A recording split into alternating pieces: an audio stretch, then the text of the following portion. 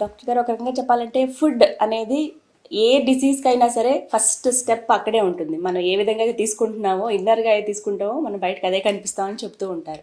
అయితే ప్రత్యేకించి డయాబెటీస్ విషయంలో, షుగర్ విషయంలో ఎలాంటి ఫుడ్ తీసుకుంటే షుగర్ కంట్రోల్లో ఉంటుంది? జనరల్గా ఈ ముఖ్యంగా మధుమేహానికి ఆహారానికి దగ్గర సంబంధం ఉంది బాగా. మనం ఈ సౌత్ ఇండియాలో ఎక్కువ రైస్ తింటాం కాబట్టి రైస్ బియ్యంలో కూడా ఈ మధ్య ఏమైందంటే బాగా మనం లేటర్ డేస్లో ఏం చేసాం, ఈ రైస్ని బాగా పాలిష్ చేయించేసి దాంట్లో ఉన్న ప్రోటీన్ లేయర్ తీసేసాం. ఈ ప్రోటీన్ లేయర్ తీసేసి కేవలం కార్బోహైడ్రేట్, కేవలం గ్లూకోజ్ని రోజు తింటా ఉన్నాం. ఉట్టి గ్లూకోజే. పోనీ ఆ అన్నంతో పాటు ఆ రైస్ బౌల్తో పాటు ఏమైనా గట్టిగా ప్రోటీన్ తింటున్నామా? ప్రోటీన్ లేదు దాంట్లో. అన్నం, కొంచెం కూరలు. మనకున్నటువంటి వ్యవస్థలో ఉన్నటువంటి సమస్య ఈ తెలుగు స్టేట్స్ కానివ్వండి, ఈ సౌత్ ఇండియా కానివ్వండి, అన్నం ఎక్కువ, కూరలు తక్కువ, అన్నం ఎక్కువ, పచ్చళ్ళు ఎక్కువ, ఇట్లాంటి కాన్సెప్ట్తో తింటూ ఉన్నాం. అది ఆర్థికపరమైన సమస్య కానివ్వండి, ఏదన్నా కానివ్వండి. ఒక సమతుల్యమైనటువంటి ఒక బ్యాలెన్స్డ్ డైట్ అనేది లేదు. ఈ బ్యాలెన్స్డ్ డైట్ లేకపోయేసరికి ఆహారంలో కంపల్సరీగా మనకి వాట్ వీ నీడ్, అంటే మనకి ఏమి కావాలి కనుక మనం అనుకుంటే, ఒక సగటు మనిషి చక్కగా జీవించడానికి 1 కిలోగ్రామ్కి 1 గ్రామ్ ప్రోటీన్ కావాలి. మన వెయిట్కి 1 కిలోగ్రామ్కి, ఇప్పుడు సపోజ్ మనం 90 కేజీలు ఉన్నాం అనుకోండి, 90 గ్రాముల ప్రోటీన్ తప్పకుండా శరీరానికి రోజు కావాలి. ఓకే. సో ఈ 90 గ్రాముల ప్రోటీన్ లేదు మనకి. మన వెయిట్కి ఎంత ఉన్నామో ఆ వెయిట్ చెక్ చేసుకొని అంత ప్రోటీన్ మనం తీసుకోవాలి. మనం తీసుకోము. మనం తీసుకునేది అంటే ఎక్కువ కార్బోహైడ్రేట్. బిర్యానీలో కూడా చూడండి, చిన్న పీసు, ఎక్కువ రైస్.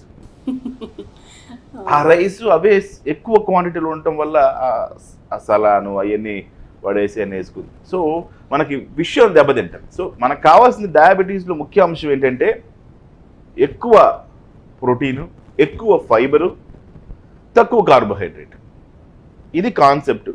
ఇక ఈ రకంగా చూసుకొని ఏ ఆహారంలో మనకి ఎక్కువ ప్రోటీన్ ఉంది, ఏ ఆహారంలో మనకి ఎక్కువ కార్బోహైడ్రేట్ ఉంది అని మనం గమనించుకొని దాన్ని తినాలి. ఓకే. తక్కువ కార్బోహైడ్రేట్ చేసుకోవాలి, తక్కువ షుగర్ చేసుకోవాలి, ఎక్కువ ప్రోటీన్ ఉండాలి, ఎక్కువ ఫైబర్ ఉండాలి. సో ఈ రేషియో కనుక మెయింటైన్ చేయగలిగితే మన ఆహారం అద్భుతంగా ఉంటుంది. మనకి డయాబెటీస్ ఉన్న వాళ్ళకేమో కంట్రోల్, లేని వాళ్ళకేమో రాకుండా. కుటుంబంలో ఆల్రెడీ ఫ్యామిలీలో జన్యుపరంగా ఉంది, మా ఇంట్లో మా నాన్నగారికి డయాబెటీస్ ఉందండి, మా ఇంట్లో మా అమ్మగారికి డయాబెటీస్ ఉందంటే అప్పుడప్పుడు 35 సంవత్సరాల నుంచి 40 సంవత్సరాల నుంచి రెగ్యులర్గా నేను చెప్పినట్టుగా ఆర్బిఎస్ కానివ్వండి, లేదు HbA1c కానివ్వండి, గ్లైకేటెడ్ హిమోగ్లోబిన్ నిర్ధారణ పరీక్ష షుగర్కి ప్రతి 3 నెలలకు ఒకసారి HbA1c పరీక్ష చేయించుకోవాలి. సో లాజిక్ ఏంటంటే నేను ఇందా చెప్పిన దాంట్లో కార్బోహైడ్రేట్ తక్కువ, ప్రోటీన్ ఎక్కువ, మన ఫైబర్ ఎక్కువ. ఈ ఈక్వేషన్ కనుక గుర్తుపెట్టుకుంటే మీరు గూగుల్లో ఇక ప్రోటీన్కి సంబంధించినటువంటి ఆహారం అంటే వెజిటేరియన్స్ కావాల్సిన వెజిటేరియన్ ప్రోటీను, నాన్ వెజిటేరియన్స్ కావాల్సిన నాన్ వెజిటేరియన్ ప్రోటీన్, ఇంకా తక్కువ కార్బోహైడ్రేట్ దేంట్లో ఉందో మనం చూసుకోవాలి.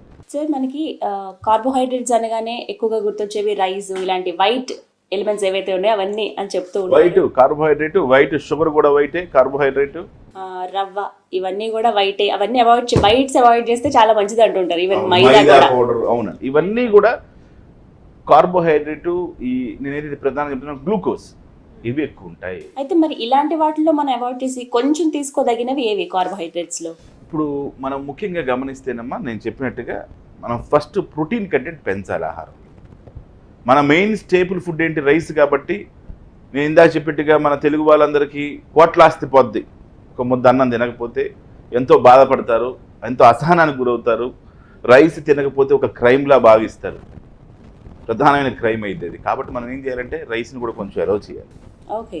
ఇప్పుడు ఇక ఈ రైస్ కాకుండా వేరే కొంచెం రైస్ తినచ్చు. తక్కువగా రైస్, ఒక కప్పు రైస్ తీసుకొని వాటితోటి మిగతావన్నీ యాడ్ చేసుకోవాలి. దీనికి ముందు ఒక 2 రోటీ తినచ్చు కదా సింపుల్గా.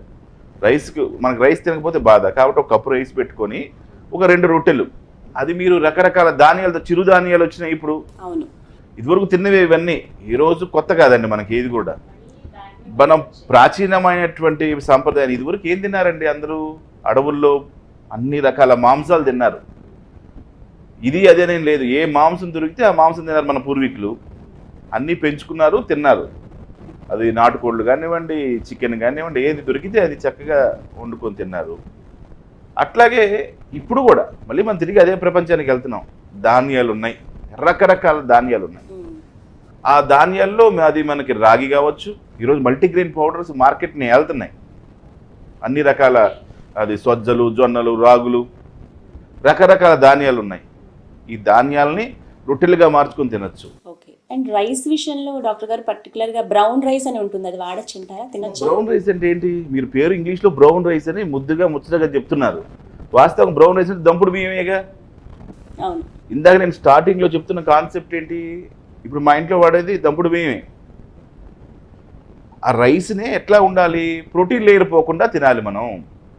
ఈ ఆల్బుమిన్ ప్రోటీన్ లేయర్ మనం తీసేస్తున్నాం. ఇది తీసుకెళ్ళి గేదెలకి ఇక ఏదైతే ఉందో ఒక పౌడర్లా తయారు చేసి మనం మనకు ఉత్త గ్లూకోజ్ మనం తీసుకొని తౌడు కింద తయారు చేసి యానిమల్స్కి పారేస్తున్నారు. అంటే మనం అంతా పాలిష్డ్ రైస్ తింటున్నాం. ఈ ముడి బియ్యం తినట్లేదు. అంటే పాలిష్కి అలవాటు పడ్డాం మనం. అంటే అందులో ఒక కోటింగ్ కాదమ్మా, ఒక కోటింగ్ మామూలుగా తీస్తే కొంచెం ప్రోటీన్ ఉంటుంది. తెల్లగా కనిపించే వరకు బియ్యం ఎంత తెల్లగా ఉంటే అంత బాగున్నాయి అని అనుకుంటూ ఉంటాం. అట్లా పాడు చేసేసారనమాట. వాస్తవంగా ఆ లేయర్ తీసేసి ఫస్ట్ కోటింగ్ తగ్గించుకొని తీసుకునే వాళ్ళు చాలా మంది ఉన్నారు. ఆ రైస్ తింటే మనకు అద్భుతంగా ఆరోగ్యం ఉంటుంది. అలాగే రైస్ లో కూడా చాలా క్వాలిటీస్ ఉన్నాయి. అంటే ఒక్క పట్టు బియ్యం అని చెప్తూ ఒక ఉంటారు, పట్టు, రెండు పట్లు, 3 పట్లు. ఈ పట్లు పట్టే కొద్దీ ఆ ఉన్న పట్టు మనకు పోతుంది. కాబట్టి ఆ కార్బోహైడ్రేట్స్కి ఉన్నటువంటి ప్రోటీన్ లేయర్ తీయకుండా రైస్ తినొచ్చు కొంత. అది కూడా ఓవర్ క్వాంటిటీ మంచి. ఏది ఎలా గుర్తించవచ్చు అంటారు? ఆ రైస్ ని ఏమని అడిగారు? ఎర్ర కలర్లో కనపడతా ఉంటుంది, రెడ్ కలర్లో ఆ లేయర్తో కనపడుతుంది. మళ్ళీ పెయింట్లు, రంగులు ఈరోజు ఇది కూడా ఎక్కువైపోయింది, కాలుష్యం కూడా ఎక్కువైపోయింది. అదే దాన్ని ఏమంటాం, కల్తీ. ప్రతిదానికి ఒక కల్తీ ఈరోజు తయారైంది. ప్లాస్టిక్ బియ్యం కూడా వచ్చినాయి. కానీ చాలా జాగ్రత్తగా ఉండాలి. మళ్ళీ ఎరుపు రంగు వేసి కూడా ముడి బియ్యం అనుకుంటే కష్టంగా, దాంతో కూడా జాగ్రత్తగా ఉండి ఇది ముడి బియ్యమా కాదా అని గమనించుకోవాలి. సో ఆ రైస్ తినచ్చు. తర్వాత అన్ని ధాన్యాలు, ఈరోజు రకరకాల ధాన్యాలు ఉన్నాయమ్మా. కార్బోహైడ్రేట్ మనకేంటి ఎయిము? కార్బోహైడ్రేట్ తక్కువ ఉండాలి వాటిల్లో. ఇవేం చేస్తాయంటే కాంప్లెక్స్ షుగర్స్. ఇవన్నీ ఎప్పుడైతే మీరు ఈ చిరుధాన్యాలు, ఇతర ధాన్యాల వైపు మగ్గారో, అవి సజ్జలు, రాగులు, జొన్నలు, ఇదివరకు తినే ఇవే కదమ్మా. సజ్జలు తినేవాళ్ళు ఇదివరకు రాగి మాల్ట్ తోటి ముద్దలు చేసుకుని, రాయలసీమలు ముద్దలు ఎప్పటికీ తింటుంటారు. ఇప్పటికీ మనకి ఇక్కడ హైదరాబాద్లో మంచి మంచి రెస్టారెంట్లో ముద్ద నాటుకోడి పులుసు పెడతా ఉంటారు. దాంట్లో షుగర్ లేదుగా. ఉన్నా కూడా కాంప్లెక్స్ కార్బోహైడ్రేట్ అది. ఇట్ టేక్స్ టైం అబ్జర్వ్ అవ్వడానికి. ఇప్పుడు మనం రైస్ తిన్నాం అనుకోండి, అరగంట, 2 గంటలో పూర్తిగా 200-300 షుగర్ రేట్గా మనం తింటాం. అదే ఈ కార్బోహైడ్రేట్ తింటే అరుగుదల నెమ్మదైద్ది. కాంప్లెక్స్ కార్బోహైడ్రేట్ డైజెస్ట్ అవ్వాలి కదా. స్లోగా షుగర్ లెవెల్స్ పెరుగుతాయి. స్లోగా షుగర్ లెవెల్స్ పెరగడం వల్ల మనకి శరీరంలో ఎప్పుడు 120 లోపల ఉండాలి షుగర్. పగలైతే 120 లోపల, మార్నింగ్ ఫాస్టింగ్లో. రాత్రి నుంచి పగలు చూసుకుంటే 120, 100, 110 లోపల ఉంటే మంచిది. అదే డే టైం మొత్తం పొద్దున్న నుంచి సాయంత్రం దాకా తీసుకుంటే 160 లోపల, ర్యాండమ్ బ్లడ్ షుగర్ అంటాం దాన్ని. 160 లోపల మెయింటైన్ చేయాలి. ఇది మనకు నిర్ధారించినటువంటి నియమాలు మెడికల్గా. 160 లోపల ఉండాలి. అదే మీరు రైస్ తినారనుకోండి, ధన్మని పెరిగిపోతుంది 200, 250. ఇలాంటివి నేను చెప్పిన రాగి సంగటి, జొన్న సంగటి, గట్కా అంటారు కొన్ని చోట్ల, గట్కా. తర్వాత ఈ రాగి మాల్ట్ తాగొచ్చుగా. ఇదివరకు చక్కగా అంబలి తెలంగాణలో, రేపు కూడా ఎండాకాలం వచ్చిందంటే మంచి అన్ని చోట్ల అంబలి తాగుతుంటారు. అంబలి తాగొచ్చు.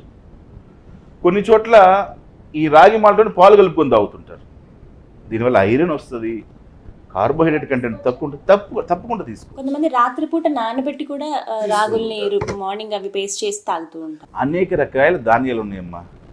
మీ దగ్గర గూగుల్ కూడా ఉంది ఈరోజు. ఈ ధాన్యాల్లో మంచి ధాన్యాలు సెలెక్ట్ చేసుకొని, మీకు మళ్ళీ కొంతమందికి కొన్ని ధాన్యాలు పడకపోవచ్చు. అంటే మన అపటైట్కి కొంతమందికి పడకపోవచ్చు, అలర్జిక్ కావచ్చు కొన్ని. వాటిని మీకు తిరగానే పడలేదనుకోండి, అది మానేసి ఇంకో ధాన్యం ఎదుర్కోవాలి. మరి ప్రోటీన్ కావాలి. ప్రోటీన్ అంటే మేజర్ పార్ట్ ప్రోటీన్ తినాలి. అంటే ఏముందమ్మా, చికెన్, మటన్, ఫిష్ అన్నిట్లో ఉంది. నాన్ వెజిటేరియన్స్ ఎంజాయ్గా ఏం కావాలంటే ఇవన్నీ తినచ్చు. రోజుకి ఇందా చెప్పినట్టుగా ఎన్ని గ్రాములు కావాలో మీ వెయిట్ని బట్టి ప్లాన్ చేసుకోవచ్చు. ఎగ్స్ కూడా తినచ్చు. ప్రభుత్వం ఎవరెవరో ఎగ్గులు తినని చెప్పడం కదమ్మా, కోడిగుడ్డు ఎవరో చెప్పడం కాదు. ప్రభుత్వమే నేషనల్ ప్రోగ్రాంలో ప్రతి ఒక్కరు గుడ్డు తినాలని అరిచి గొంతు చించుకొని చెప్తుంది. అండ్ అలాగే గుడ్డు విషయంలో కొన్ని అపోహలు ఉన్నాయి డాక్టర్ గారు. ఏంటంటే ఎగ్ వైట్ పార్ట్ ఎక్కువ తినాలి, యోక్ ఏదైతే ఉందో ఎల్లో పార్ట్ అందులో ఫ్యాట్ కంటెంట్ ఎక్కువ ఉంటుంది కాబట్టి అది అవాయిడ్ చేయాలని చెప్తూ ఉంటారు. పర్ డే ఎన్ని ఎగ్స్ తీసుకుంటే బెస్ట్ అంటారు? ఎవరైనా సరే ఒక 2 గుడ్లు స్ట్రైట్గా తినచ్చమ్మా. మీకున్నటువంటి Full egg తినేయచ్చు. ఫుల్ ఎగ్ తినచ్చు, కనీసం 2 గుడ్లు తినచ్చు, ఏం కాదు. ఎగ్స్ తినచ్చు. మనం తీసుకునే 6-7 ఎగ్లలాగా ఇప్పుడు జిమ్ములు చేసేవాళ్ళు ఉంటారు, ఎక్సర్సైజ్ చేసే ఉంటారు. అంటే వాళ్ళు చేసే ఎనర్జీ వాళ్ళు ఎంత విడుదల చేస్తున్నారు, ఎంత హార్డ్ వర్క్ చేస్తున్నారు, దాన్ని బట్టి వాళ్ళు క్యాలిక్యులేట్ చేసుకుని కొంతమంది. మీరు ఏదో సినిమాలో ఎవరైనా మెడ్రాస్ హీరో ఒక ఆయన విక్రమ్ గుడ్లు తింటాడు. మనకు సినిమాలో కూడా చూడొచ్చు, ఒక డబ్బాలో పెట్టుకొని గుడ్లు తింటాడు. మీరు జిమ్లు చేసే ప్రతి ఒక్కరు చూసినా కూడా ఎక్కువ ఎక్సర్సైజ్ చేసే అందరూ చూస్తే గుడ్లు తింటుంటారు బాగా. మంచి ప్రోటీన్ బాయిల్డ్ ఎగ్ తినచ్చు, వాళ్ళ ఆ లోపల తీసేస్తారు. 1-2 వరకు మనం, కాకపోతే మీరు ఎంత పని చేస్తున్నారు. నేను ఇందాక మనం మొదటి కాన్సెప్ట్లో కూడా చెప్పాను, మనం పని చేసిన దానికి పనికి తగిన ఆహార పథకం అన్నమాట ఇది. మీరు ఎంత పని చేస్తారో ఆ ఆహారం అంతా తీసుకోవాలి. అంటే ఎగ్స్ విషయంలో అంటే నాన్ వెజ్ వాళ్ళకి కంప్లీట్గా ప్రోటీన్ అనేది వాళ్ళకి ఎక్కువ సోర్స్ ఉంది.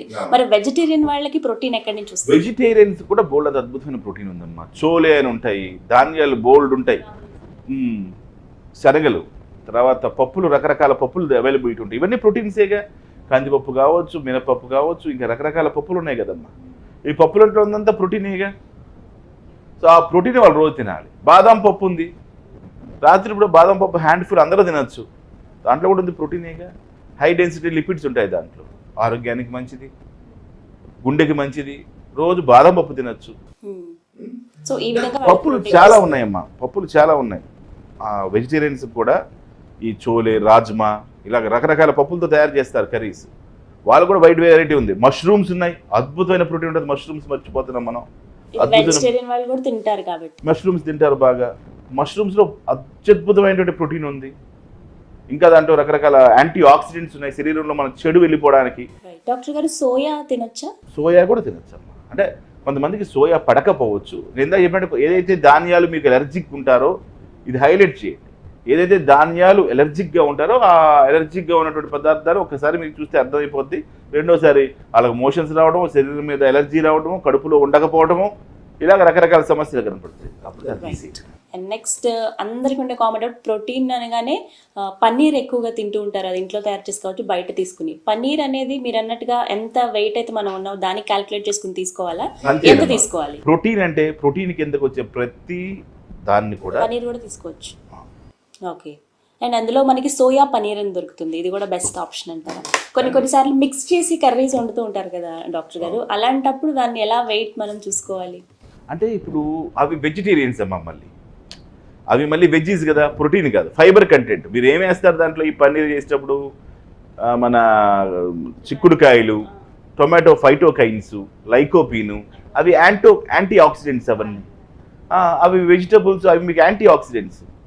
కొన్ని వైటమిన్స్ వస్తాయి దాంట్లో నుంచి, కానీ పెద్దగా ప్రోటీన్ కాదు, అది ఫైబర్ కంటెంట్. అది it is a fibre content. ఇందాక మనం ఏమనుకున్నాం? తక్కువ కార్బోహైడ్రేట్, ఎక్కువ ప్రోటీన్, ఎక్కువ ఫైబర్.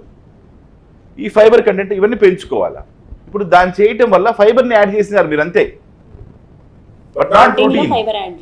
అంతే కదా. ఓకే. అండ్ లీఫీ వెజిటబుల్స్, ఫైనల్గా చెప్పండి, లీఫీ వెజిటబుల్స్ ఏవి తీసుకుంటే మంచిదంటారు? అన్నీ తీసుకుంటేనమ్మా. నేను ఎప్పుడు కూడా బ్యాలెన్స్ డైట్ మెయింటైన్ చేయమని చెప్తా. సమతుల్యమైనటువంటి ఆహారం. నేను చెప్పినటువంటి ట్రయాంగిల్ పాలసీలో high protein, high fibre and లో కార్బోహైడ్రేట్, ఈ ట్రయాంగిల్లో ఈ మూడింటిని వాడుకొని నేను చెప్పిన పాలసీ ఫాలో అవటమే. ఓకే. అంటే ఒక కప్పు రైస్ తీసుకుంటే దానికి తగ్గట్టుగా ఎక్కువ ప్రోటీన్, డబల్ అనుకోవాలి, డబల్ క్వాంటిటీలో ప్రోటీన్ తీసుకోవాలి, దానికి తగ్గట్టుగా ఫైబర్. మేబీ సలాడ్స్ లో వాటిలో కూడా ఫైబర్ ఉంటుంది కాబట్టి కంప్లీట్ గా మనం లీఫీ వెజిటబుల్స్ కూడా యాడ్ చేసుకోవాలి. తర్వాత కీర దోసకాయ, తర్వాత ఆనియన్స్, ఎట్లాగో మనం తింటుంటాం, కీర దోసకాయ, ఆనియన్స్, క్యారెట్లు. మీరే ఫుల్గా 1 కేజీ క్యారెట్లు తినలేరుగా, 1-2 క్యారెట్లు తింటే ఆరోగ్యానికి మంచి. కొంతమంది ఇది డౌట్ కూడా చెప్పారు, రైజ్ చేస్తారు, మేము క్యారెట్లు తినొచ్చా డాక్టర్ గారు, బీట్రూట్ తినొచ్చా, దాంట్లో మీరు తినేది అంతా ఒక క్యారెట్కి షుగర్ పెరిగిపోద్దా? పెరగదు. బీట్రూట్ 2 బీట్రూట్ పీసులు తింటే ఏం పెరగదు. రైట్. అంటే మేబీ ఇవన్నీ చిన్న చిన్న అపోహలు మాత్రమే, భయపడిపోతూ ఉంటారు. సమతుల్యమైనటువంటి బ్యాలెన్స్ డైట్ లేదమ్మా. అపోహల మధ్యలో జీవిస్తూ సమతుల్యమైన బ్యాలెన్స్ డైట్ లేదు. ఇదే పెద్ద ప్రధానమైన సమస్య నాకు. ఎస్, మీరు అన్నట్టుగా అంటే లో కార్బోహైడ్రేట్స్ తీసుకుని ఎక్కువగా ఫ్యాట్ అండ్ ప్రోటీన్ తీసుకుంటే కనుక డైట్ అనేది చాలా బ్యాలెన్స్డ్గా ఉంటుంది, హెల్త్ కూడా హ్యాపీగా మెయింటైన్ చేయొచ్చు. ముఖ్యంగా డయాబెటిక్ వాళ్ళకి ఇది చాలా యూస్ఫుల్ అంటారు. చాలా క్లియర్గా ఎక్స్ప్లెయిన్ చేశారు డాక్టర్ గారు. థ్యాంక్ యూ సో మచ్ అండి. నమస్కారం. చూసారు కదా, ఇది వాళ్ళ వీడియో. ఈ వీడియో మీకు నచ్చినట్లయితే లైక్ చేయండి, షేర్ చేయండి, కామెంట్ చేయండి, మా ఛానల్ను సబ్స్క్రైబ్ చేయండి. ఈ వీడియో కానీ మీకు నచ్చినట్లయితే లైక్ చేయండి, షేర్ చేయండి, మీ అభిప్రాయాన్ని కామెంట్ రూపంలో తెలియజేయండి. అలాగే మరిన్ని వీడియోస్ కోసం మా ఛానల్ను సబ్స్క్రైబ్ చేసుకోండి.